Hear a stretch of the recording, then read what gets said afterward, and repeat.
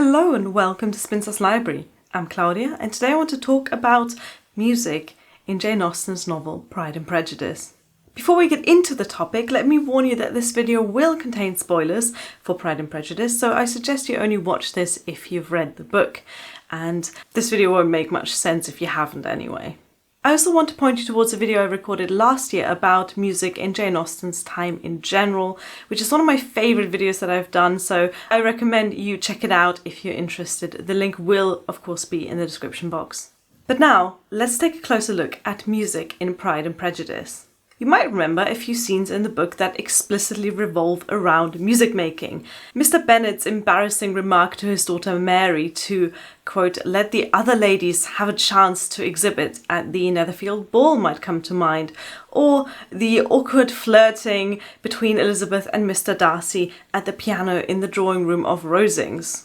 You might not have noticed that music, specifically piano playing, is woven throughout the entire narrative of Pride and Prejudice. On my most recent reread of the book, I've marked out every passage that involves characters playing music or talking about music, and as you can see, there are quite a few.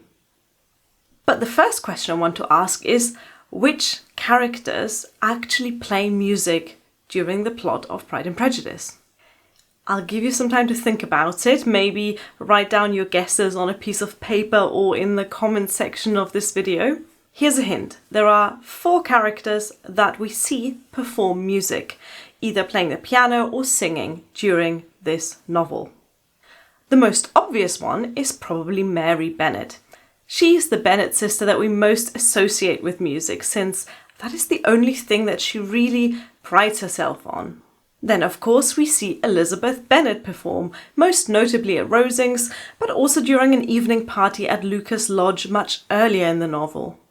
And the other 2 characters are Mr. Bingley's sisters, Caroline Bingley and Mrs. Hurst, both of whom we see perform at Netherfield early in the novel when Elizabeth is staying there to nurse her sick sister Jane. If you guessed those 4, Mary, Elizabeth, Caroline Bingley and Mrs. Hurst, then give yourself a pat on the back. But if you've just written down Georgiana Darcy, I'm afraid you lose a point. While Miss Darcy is often talked about as an accomplished musician in the book, particularly by the Bingley sisters, she never actually goes near a piano in the scenes that we see her in during Elizabeth's visit in Derbyshire. As well as the 4 musical performers of this novel, Jane Austen gives us some information on which women explicitly don't play music. Catherine de Bourgh and her daughter Anne, for example. When Lady Catherine notices that Colonel Fitzwilliam and Elizabeth are talking about music at Rosings, she interrupts. Of music? Then pray speak aloud. It is of all subjects my delight. I must have my share in the conversation if you are speaking of music. There are few people in England, I suppose, who have more true enjoyment of music than myself, or a better natural taste. If I had ever learned, I should have been a great proficient, and so would Anne if her health had allowed her to apply. I am confident that she would have performed delightfully. This scene shows just how arrogant Lady Catherine is, because who can claim that they'd be great at something they've never even learned?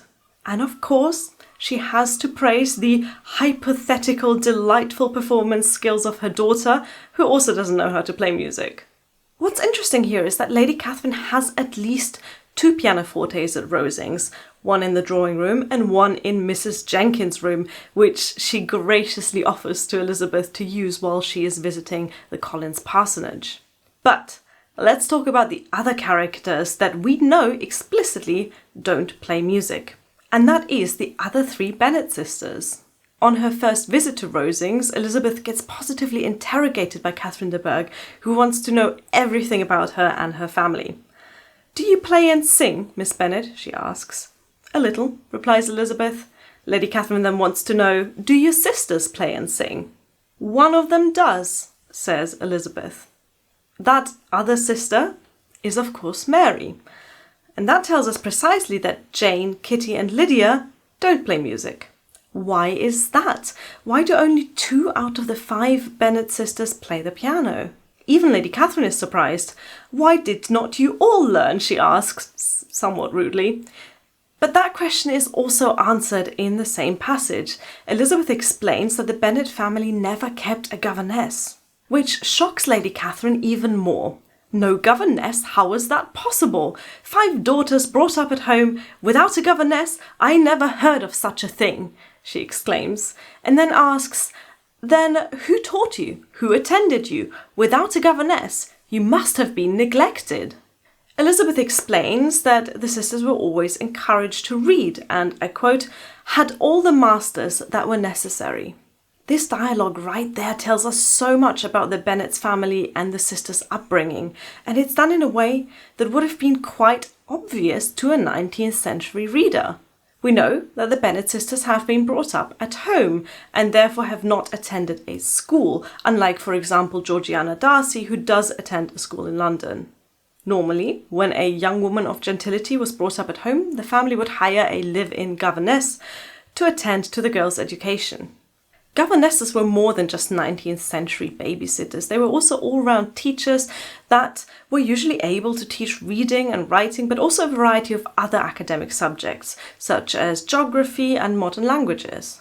In addition to that, a governess would also teach what was called accomplishments. This topic of accomplishments is discussed early in Pride and Prejudice by Caroline Bingley.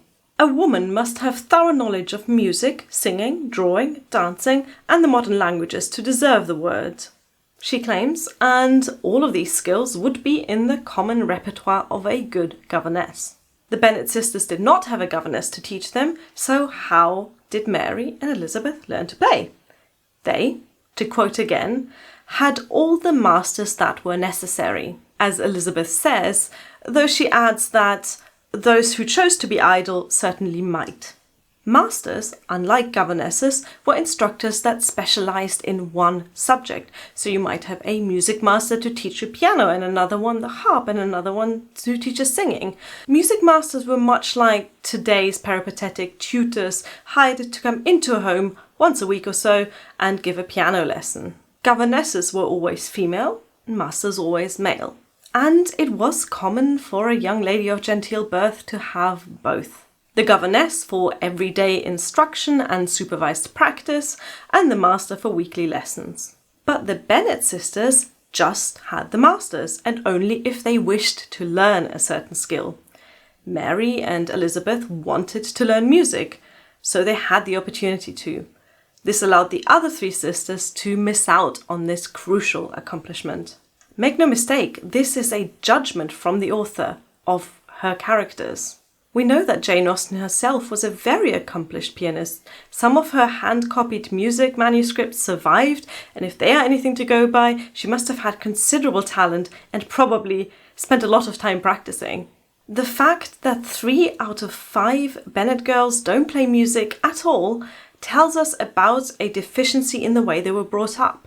It is up to the reader to speculate whether this negligence stems from financial constraints, from Mr. Bennet's liberal attitude to education, or from simple parental neglect.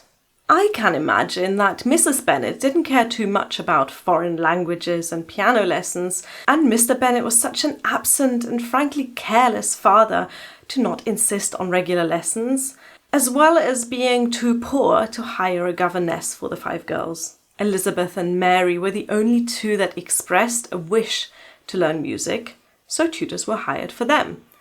Jane, Kitty and Lydia didn't, and that tells us of a lack of initiative, ambition and a desire to learn in those 3. Yes, even Jane. What motivated Elizabeth and Mary then to be proactive and learn the piano? With Mary, it seems obvious that she threw herself into the study of various accomplishments to counterbalance, well, her looks. It sounds harsh to say it like this, but all 5 sisters knew they were more desperate for a husband than other girls they knew because they had no brother to inherit their father's estate. Accomplishments were a kind of social currency, something to make a young lady appealing to a prospective suitor. I speak more about this concept in the video that I mentioned earlier about domestic music in Jane Austen's time, but to summarize, accomplishments are a way of signaling to a man that the young lady was educated, genteel and wealthy enough to afford a piano and music lessons. This is why we only ever see women perform music in Pride and Prejudice. Men have their land and their wealth and their professions. Women only have their beauty, their personality and their skills to recommend them. Jane might not have thought it necessary to learn the piano, since she must be aware of her own beauty purely based on how often her mother and sisters compliment her on it. Kitty and Lydia were probably too empty-headed and distracted to sit down and learn an instrument. Mary, serious, studious and plain, knows that her intellect and musical skills were the only things that would make her stand out among her sisters. She bases her identity on this concept of accomplishments. In fact, at the Meryton Assembly, it is noted that, quote, Mary had heard herself mentioned to Miss Bingley as the most accomplished girl in the neighbourhood. Mary relies on this reputation more than anyone else, and the narrative actively states as much. Mary, who, having, in consequence of being the only plain one in the family, worked hard for knowledge and accomplishment, was always impatient for display. Elizabeth is somewhere in between. She has the lively spirit of a Lydia Bennet, but is much more in control of herself. She's almost as pretty as Jane, and is aware of her own cleverness and intelligence. She doesn't seem particularly fond of music. We don't see her play the piano in a romantic or passionate way. We don't see her described as some sort of musical genius. But she is aware of the social currency that is musical performance, and so she asks for music lessons and practices just enough to be a decent, if not outstanding, performer. She fulfills the social contract. She gives herself all the advantage she can, despite the Bennet parents' lax approach to education. Next, let's have a look at the situations in which music is played by our 4 performing women. At the party at Lucas Lodge, we first see Elizabeth and Mary perform. It's actually Charlotte Lucas who convinces Elizabeth to play at first. Elizabeth isn't too keen. I would really rather not sit down before those who must be in the habit of hearing the very best performers, she replies. But reluctantly she plays 1 or 2 songs. The narrator describes her performance as pleasing, though by no means capital. And after 1 or 2 songs she is replaced at the piano by her sister Mary. Mary sits down at the piano and plays a long concerto, which is entirely inappropriate for a social gathering like that. It's a genre of composition which requires, if not an entire orchestra, then at least a chamber ensemble to accompany the piano. It's likely a multi-movement piece lasting a good 20 minutes, and ultimately the audience preferred Elizabeth's performance. Elizabeth, easy and unaffected, had been listened to with much more pleasure, though not playing half so well. After Mary's concerto, she's requested by her younger sisters to play some dances, which are much more enjoyable to the young people at this party. Next, we get a couple of scenes at Netherfield which include evening performances by Mr. Bingley's sisters. We get some mentions of duets, and it's implied that Caroline Bingley plays the piano and accompanies her and her sisters singing. These performances take place in a much more private context. Elizabeth is only there to witness them because she happens to be staying at Netherfield and looking after Jane. I expect that this private setting is the only reason we see Mrs. Hurst engage in musical performance. As a married woman, her accomplishments matter a lot less than those of single young ladies, so she would not typically give a musical performance like Elizabeth and Mary do at the Lucas evening party. There is one moment at Netherfield where Mr. Darcy asks both Elizabeth and Caroline for the, quote, indulgence of some music. Before Elizabeth can even react, Caroline rushes to the piano. These scenes of evening socialising at Netherfield are marked by Caroline Bingley's growing jealousy of Elizabeth as Mr. Darcy becomes interested in her. Caroline is eager to impress him by hurrying to the piano the moment he asks for some music. As well as being a social signifier for wealth and a good upbringing, music also allowed a single Regency man to openly stare at a single Regency lady without it being considered rude. In this particular situation though, it didn't quite work out for Caroline. While she is performing at the piano with the aim of drawing Mr. Darcy's attentions, he is instead distracted by Elizabeth, who is inspecting some music books by the instrument. Even in this early scene, the discerning reader can tell that Mr. Darcy's interest in Elizabeth is growing, and he will not be distracted from it by Caroline's displays at the piano. The next musical performance takes place at the Netherfield Ball. Poor Mary. She was waiting for this opportunity to impress with some songs, but unfortunately, she's not a very good singer. Mary's powers were by no means fitted for such a display. Her voice was weak and her manner affected. Elizabeth was in agonies. After she shows no inclination to stop this painful performance, her father interrupts with the famous line, "This will do extremely well, child. You have delighted us long enough. Let the other young ladies have a chance to exhibit." This is, of course, incredibly rude, but then so is Mary's performance in itself. She lacks the self-awareness to know that her skills are not that great, and the politeness to let other girls have a go as well. The Netherfield Ball is a completely different social setting to the party at the Lucases. This is a large, formal event, and the expected standard of music is much higher. Elizabeth was happy to perform on the Lucases family piano, but there is no way she's going to sit down in front of dozens of invited guests at this high-profile event at Netherfield. Mary's performance shows her, and by extension, the Bennet's family's complete lack of self-awareness of how to behave in such situations, and it's this kind of indiscretion that Mr. Darcy takes so much offence to. The next time we encounter musical performance is at Rosings, and I already spoke a bit about the discussion around musical education during these chapters. But now I want to mention the flirting. Elizabeth is the only performer during those suppers and evening gatherings at Rosings, but those performances are less about musical display and more about the opportunity for conversation that music provides. Colonel Fitzwilliam asks Elizabeth to play some music and then he sits down directly by her. Maybe turning the pages, who knows? Either way, the two of them are a little way off from Lady Catherine, who is talking to Mr. Darcy. He, however, soon leaves his aunt and joins Elizabeth and Fitzwilliam at the piano. Moving with his usual deliberation towards the pianoforte, stationed himself so as to command a full view of the fair performer's countenance. Picture the scene. Elizabeth is on the piano stool, playing. Fitzwilliam has pulled up a chair and is sitting right next to her. Darcy walks up to them and stands opposite the piano, staring. This setup is of course deliberate. Colonel Fitzwilliam is charming and casual and familiar and comfortable and enjoys the flirtation without desiring anything more serious. Darcy, who, if you remember, is just a couple of pages away from proposing to Elizabeth, takes up this very awkward and imposing position directly opposite her, with the piano between them.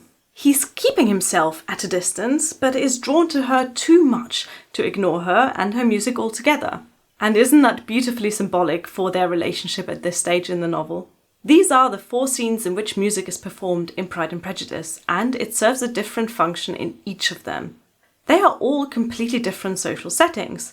First, a casual gathering with a few invited guests at the Lucases, then a private family evening at Netherfield, then a big formal ball, and finally an afternoon at Rosings. Music is played predominantly to impress in all of these scenes, and that is consistent with how domestic music was treated in Jane Austen's time. The little details, such as Mary's choice of repertoire, or Caroline Bingley's dash to the piano, or Darcy's positioning himself opposite Elizabeth, really enrich the story and tell us a lot about the characters and their motivations. But before I finish this video, I want to draw your attention to the one character we associate with music, despite her never performing during the novel: Georgiana Darcy. Her talent is praised not just by Caroline Bingley, but also by Mrs. Reynolds, the housekeeper at Pemberley. She's the only character who is mentioned in connection with harp playing, as well as piano playing and singing. And yet we never hear her play. We never hear her talk either. She's described as extremely shy, to the point where some think of her as arrogant and proud, when actually she's just very nervous around people. Does Georgiana Darcy sound like the kind of girl who would jump at the first opportunity to entertain strangers at a party? I don't think so. She's also rich enough and pretty enough that she won't have to worry about finding a husband, so that is likely not the motivation for her musicality either. I believe that Georgiana Darcy is the only character in Pride and Prejudice who plays music for the love of music and nothing else. She plays and sings all day long, says Mrs. Reynolds. But to whom does she play in her long, lonely days at Pemberley with only her companion Mrs. Annesley to listen to it? I think with the character of Georgiana Darcy, Jane Austen added someone who plays music purely for the art and enjoyment of it, quietly and in the background and in private. And that's a rather special and unique character, since most female performers in Jane Austen's age were more likely to use music as a social tool in the way that Mary, Caroline and Elizabeth do. This was my analysis of music in Jane Austen's Pride and Prejudice. I would love to know what you think. Have you ever thought much about the role that music plays in this novel? It's not as prominent as in Emma or even Sense and Sensibility, but it plays a subtle but important part in the characterization of some of the women in the story. Let me know your thoughts in the comments, and please do check out my previous video on music in Jane Austen's time. I will also link both this year's and last year's Jane Austen July playlists in the description box if you want some more content on Austen and her fiction. I am also wearing my Pride and Prejudice but with cats t-shirt. If you like cats as well as classic literature, then check out my web shop, which is also linked in the description box. Thank you for watching. Bye!